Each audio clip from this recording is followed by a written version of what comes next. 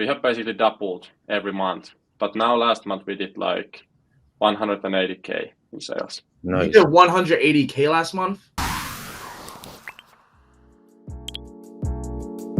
Hey, what's up, buddy?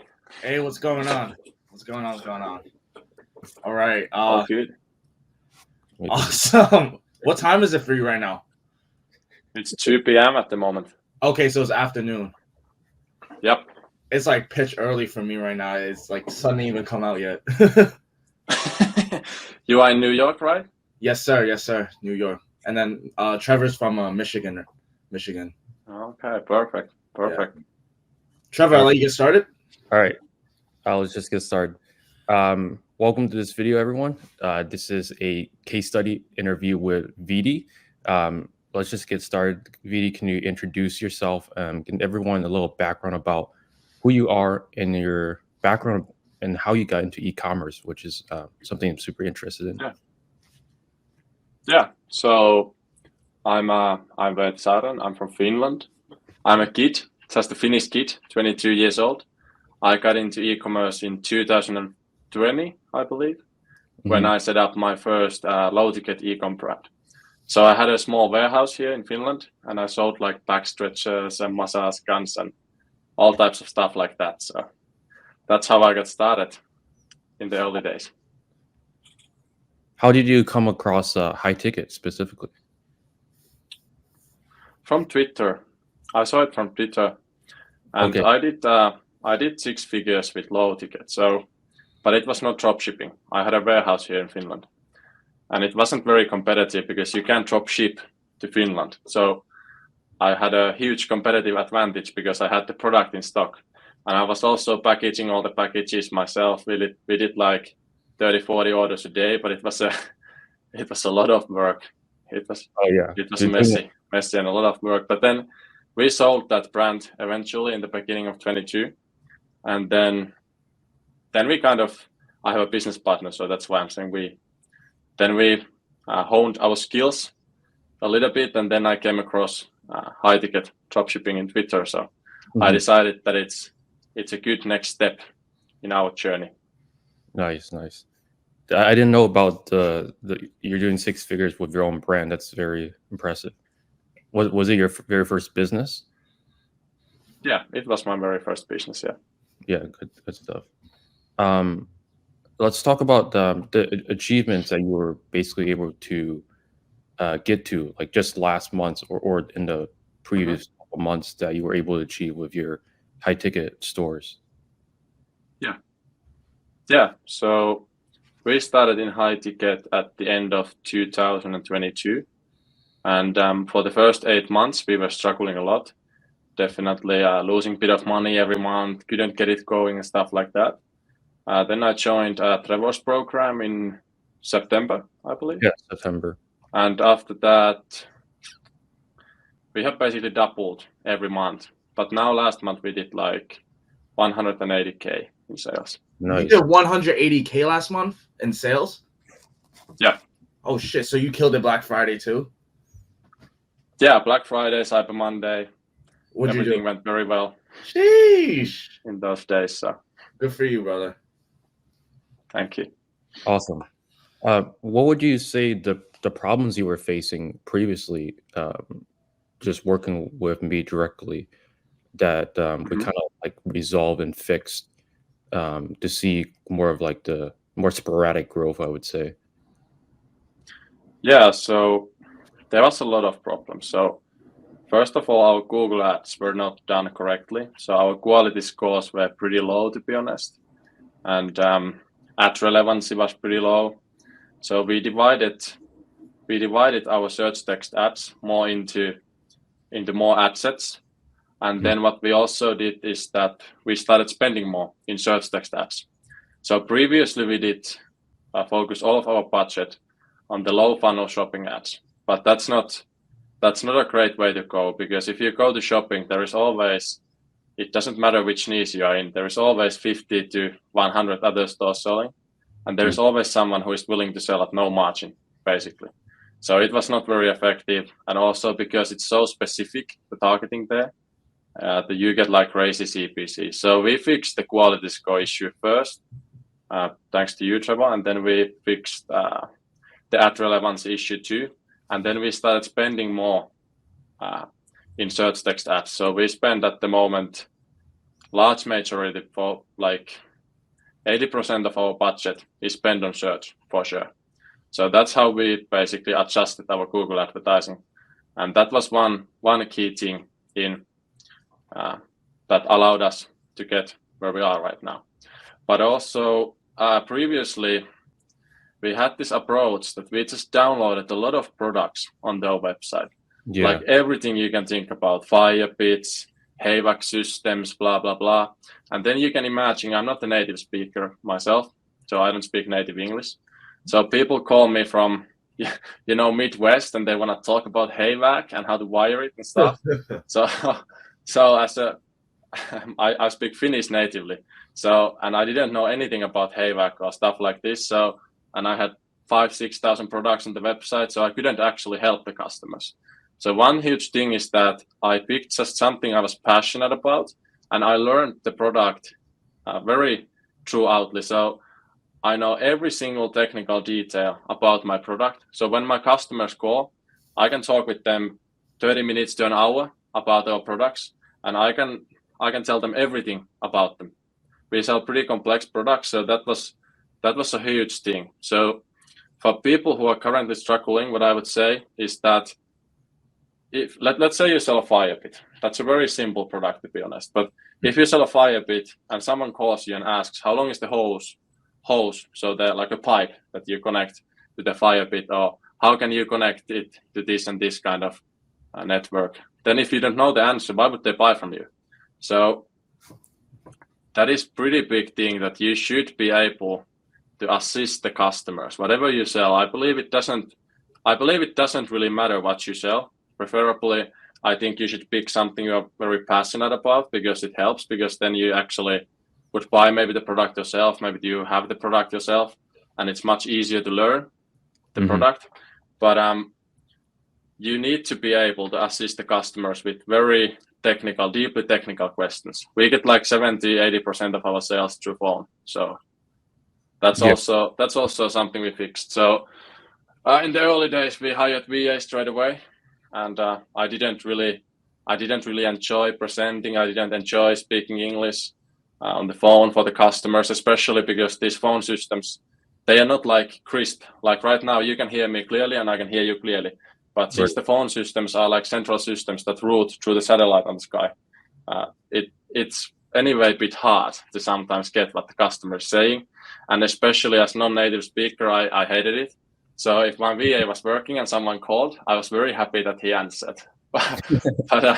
But that's not a way to go. So the way to go is to learn your product type, learn sales, and pick up the calls yourself, and make yourself a closer, basically. You don't need to hard sell, but if you talk with customers and they trust you, there is no reason why they wouldn't go with you. Well said. Great explanation, brother. And with your stores, you actually had, like you said, you had a broad store originally. I think you still have that store, but you made a separate store. That's a store that, you know, generate most of revenue. What is your goals now with each individual store? Do you have VAs on each one? How do you see this playing out in the next 3 to 6 months? Yeah, so I see that we are just getting started here, to be honest. So even though for some people 180K in sales a month might sound like a lot, for some bigger guys, it's just a rounding mistake in their balance sheet. So it's basically nothing. So what we are going to do, if someone wants to figure out what's my store, I think they can very soon, because next week we are going to visit the factories of all of our manufacturers, and we are going to make 15 to 20 YouTube videos and around 100 short form videos for Instagram, TikTok, and stuff like this. So we are launching very extensive social media strategy, leveraging basically video production and leveraging the same things that we do here, making content. So would you buy your product from a guy who is talking with a product expert about it in a YouTube video, or would you buy it from someone who just runs Google Ads and has never seen the product? That's so true. that's pretty much one huge thing we are doing next week. Then we have been investing in SEO for a long time. We get a lot of SEO sales at the moment, and our SEO, thanks to Trygve Raffen, I know Trevor knows him, PeakFlow SEO. He does amazing job there, and our SEO is pointing towards the moon. So we're just getting started with that also, and then we are building like customer testimonial section. So because I learned how to speak with people and how to do the right thing for the customer, how to be nice and stuff like this, I have done some discounts. So I have done like, if someone has been asking for a discount and I have thought that they won't buy if I don't give it for them, and they are like the type of customer who raises the price to the bottom anyway. What I have done is that I have done deals with few customers, like give them few $100 extra discount, and they will send me a video testimonial about the product and say that they got it from us and what they think about our service. So we are going to launch like a video testimonial section too on our website. And then, I'm sorry, this is a bit long tension. No worries, keep going. but yeah, then also my co-founder is a software developer. So we are developing like custom software for our site, and then we're also launching some of it as apps in the Shopify App Store. We have this compass navigation app right now we use and stuff like this. So with software basically content and code are the modern leverages. So we are going to leverage these a lot, and we are trying to build a real business, not something. What we are not trying to do is just to run Google ads and have a site and then just try to sell something. But we are trying to build a real business that customers are actually passionate about, a real brand they actually like and trust. So to get back to the original question, I think we are still playing kids game compared to what we are going to do in the next year or so. Awesome. Do you currently have employees or VAs taking your calls, or is it just you? I have one VA currently on payroll, but I try to take all the calls myself. Yeah, that's one major thing is like you'll know your business the most out of anyone in your business. So you're going to just naturally get the highest close rates out of all the calls that come in.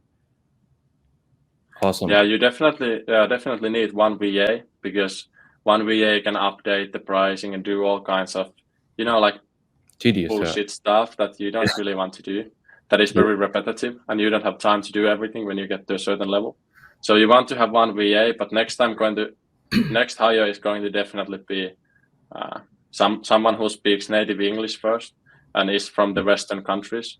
So I'm not saying that people from Philippines are more stupid than us, but they live in such a different culture that they can't really understand the nuances of communication that we have with each other. So I'm going to hire the Westerner next, so I can get rid of some of the customer service, and he can actually close sales and talk with customers.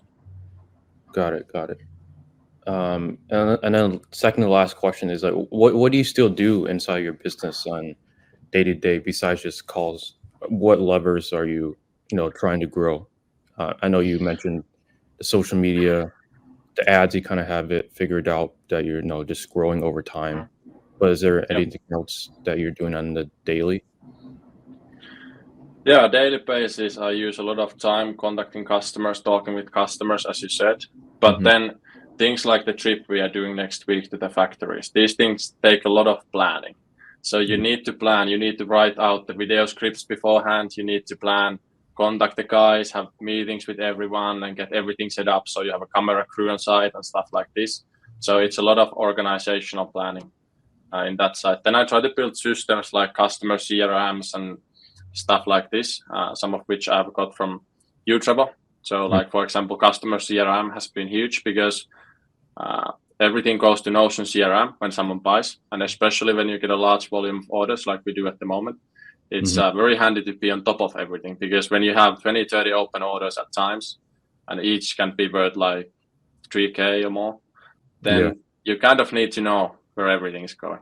So my VA checks that a few times a week, and then when there has been something happening with shipping or some problems, he lets me know and I handle those problems. And then running the Google ads, I check them once a week. So that's something I do too. But the to-do list is basically endless. Right. 100%. Yeah, last question is, do you recommend working with the PeakFlow media in terms of the coaching program, and did you receive value throughout the couple months that we worked together? Yeah, for sure. I would recommend working with both of these guys. They definitely know what they're talking about, and they will help you in your business journey. And it's a very good investment to invest in coaching, like Trevor and Marcus do here, because it's much more expensive and takes much more time to figure things out on your own. And also, one big thing, not only that the quality of the program is amazing for sure, but one big thing is that when you invest in yourself, you can't really give up because you have invested in yourself and you have people who hold you accountable. So I would definitely recommend people joining the program and getting started, and then just push it through, because only way to lose in business is if you give up. So if you never give up, you can't lose. Exactly. That's simple. Alex Hormozy. Yeah. Yeah, sure. All right, we'll end the recording.